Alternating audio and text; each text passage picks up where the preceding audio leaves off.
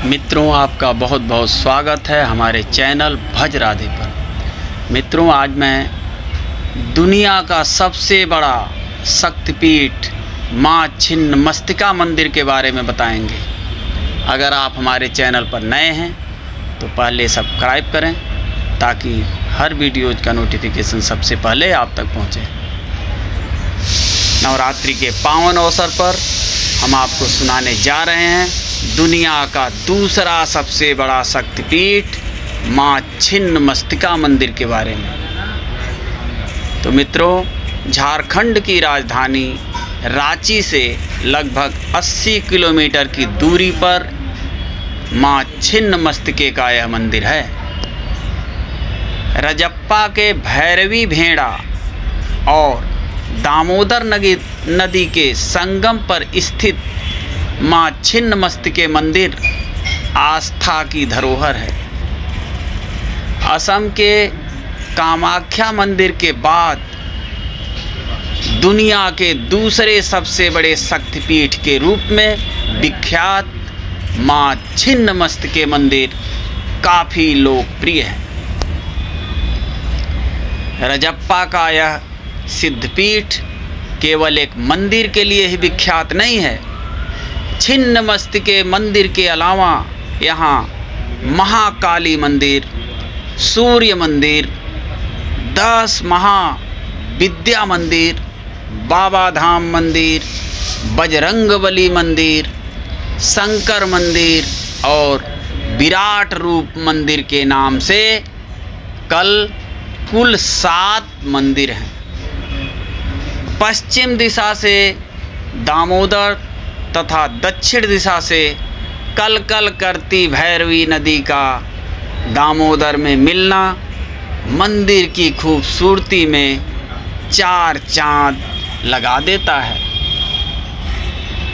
दामोदर और भैरवी के संगम स्थल के समीप ही माँ छिन्नमस्तिके का मंदिर स्थित है।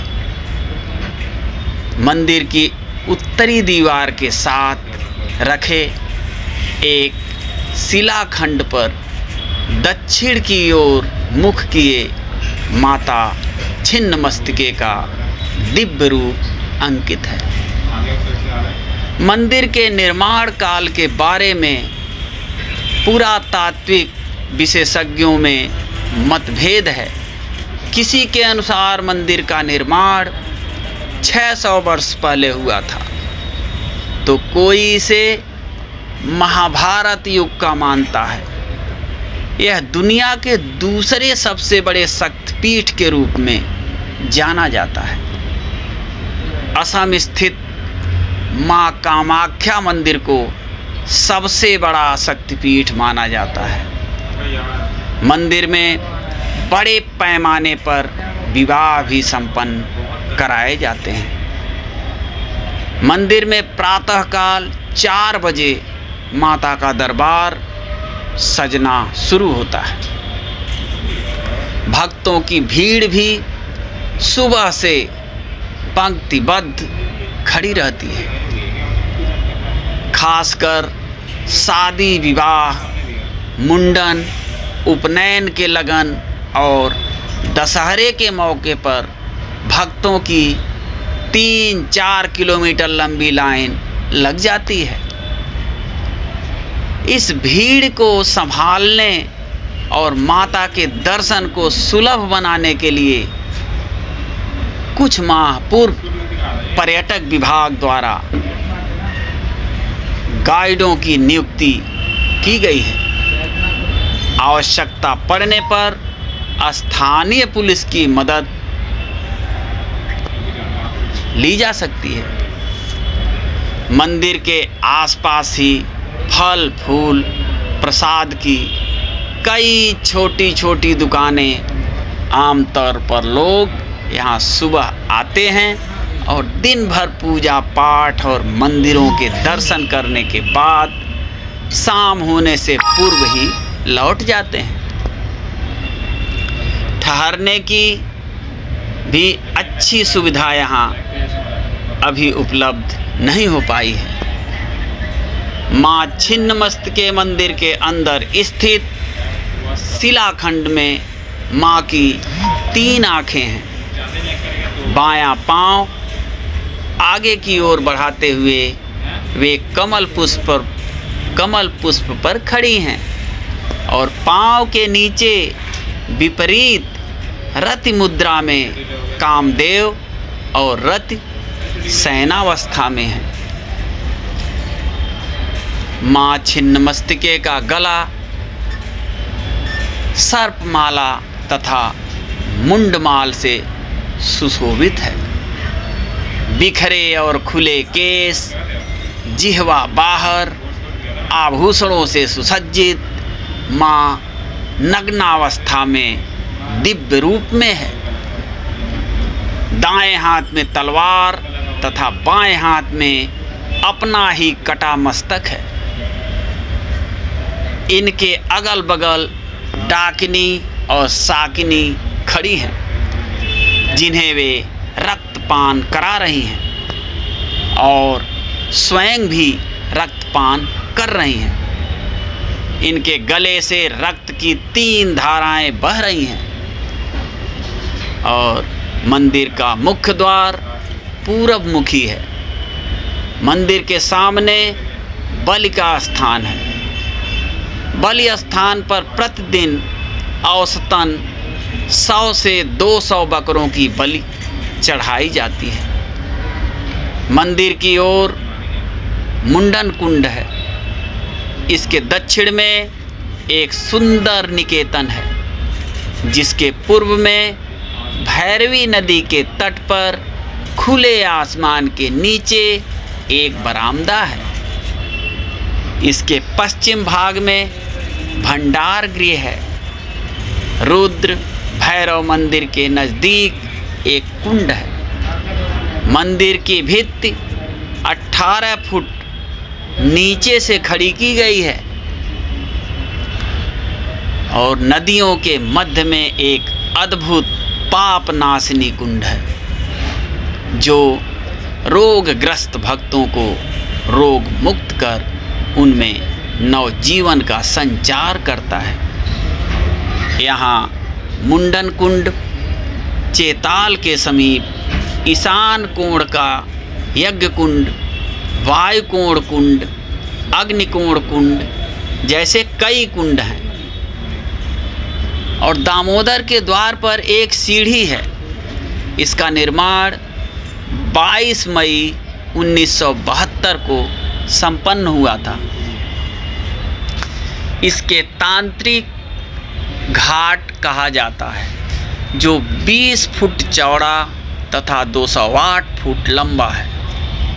यहाँ से भक्त दामोदर में स्नान कर मंदिर में जा सकते हैं। दामोदर और भैरवी नदी का संगम स्थल भी अत्यंत मनोहारी है। भैरवी नदी स्त्री नदी मानी जाती है, जबकि दामोदर पुरुष। संगम स्थल पर भैरवी नदी ऊपर से नीचे की ओर दामोदर नदी के ऊपर गिरती है। कहा जाता है कि जहाँ भैरवी नदी दामोदर में गिरकर मिलती हैं, उस स्थल की गहराई अब तक किसी को पता नहीं है। माँ छिन्नमस्तिके की महिमा की पौराणिक कथाएं भी हैं। आइए आपको सुनाते हैं। प्राचीन काल में छोटा नागपुर में रज नामक एक राजा राज करते थे। राजा की पत्नी का नाम रूपमा था। इन्हीं दोनों के नाम से इस स्थान का नाम रजरूपमा पड़ा, जो बाद में रजरप्पा हो गया। और एक कथा के अनुसार एक बार पूर्णिमा की रात में शिकार की खोज में राजा दामोदर और भैरवी नदी के संगम स्थल पर पहुँचे। रात्रि विश्राम के दौरान राजा ने स्वप्न में लाल वस्त्र धारण किए तेज मुखमंडल वाली एक कन्या देखी। उसने राजा से कहा, हे राजन, इस आयु में संतान ना होने से तेरा जीवन सूना लग रहा है। मेरी आज्ञा मानोगे तो रानी की गोद भर जाएगी।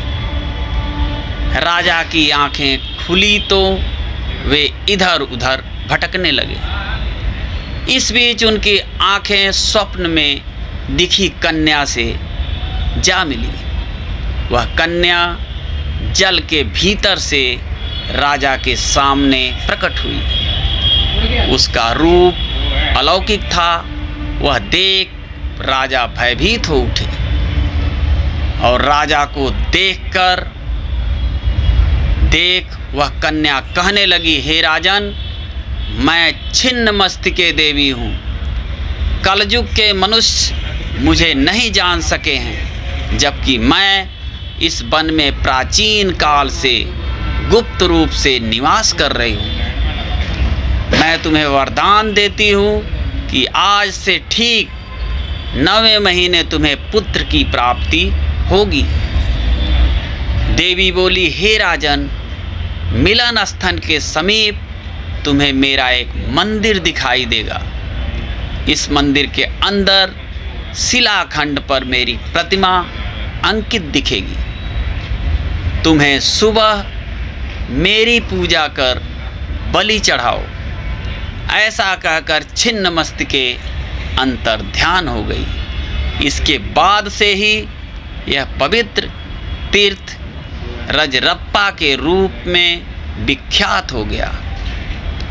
एक अन्य कथा के अनुसार एक बार भगवती भवानी अपनी सहेलियों जया और विजया के साथ मंदाकिनी नदी में स्नान करने गईं। स्नान करने के बाद भूख से उनका शरीर काला पड़ गया। सहेलियों ने भी भोजन मांगा। देवी ने उनसे कुछ प्रतीक्षा करने को कहा। बाद में सहेलियों के विनम्र आग्रह पर उन्होंने दोनों की भूख मिटाने के लिए अपना सिर काट लिया। कटा सिर देवी के हाथों में आ गिरा। वह गले से 3 धाराएं निकली। वह 2 धाराओं को अपनी सहेलियों की ओर प्रवाहित करने लगी। तभी से ये छिन्न मस्तिके कही जाने लगी। रजरप्पा के स्वरूप में अब बहुत परिवर्तन आ चुका है। तीर्थ स्थल के अलावा यह पर्यटन स्थल के रूप में भी विकसित हो चुका है और आदिवासियों के लिए यह त्रिवेणी है। मकर संक्रांति के मौके पर लाखों श्रद्धालु, आदिवासी और भक्तजन यहाँ स्नान व चौडाल प्रवाहित करने तथा चरण स्पर्श के लिए आते हैं। अब यह पर्यटन स्थल का मुख्य केंद्र है। कैसे पहुँचें? झारखंड की राजधानी रांची से लगभग 80 किलोमीटर की दूरी पर माँ छिन्न मस्तिके मंदिर के निकट ठहरने के लिए उत्तम व्यवस्था है। मंदिर तक जाने के लिए पक्की सड़क है। यह पर्यटन स्थल का मुख्य केंद्र है। सुबह से शाम तक मंदिर पहुंचने के लिए बस, टैक्सियां एवं ट्रैक्टर उपलब्ध हैं। बस आज के लिए इतना ही। फिर आगे मिलते हैं दूसरी कथा कहानी के साथ। तब तक के लिए जय माँ छिन्न मस्तिके।